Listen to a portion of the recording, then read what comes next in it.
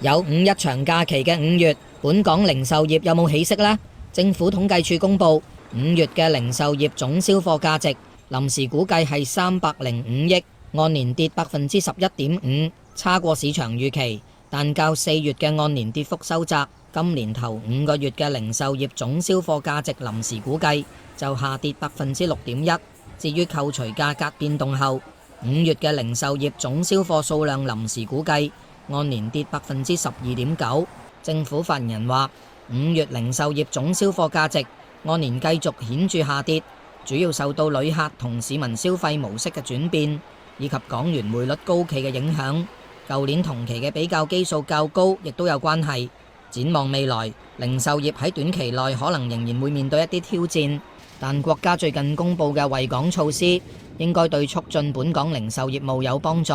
政府大力推動盛事經濟同提振市面氣氛，亦都會帶嚟支持。政府又提到，5月零售業網上銷售價值按年上升超過2成，顯示因應消費模式嘅轉變，改變銷售形式，開創新業務，可以為零售業帶嚟新機遇。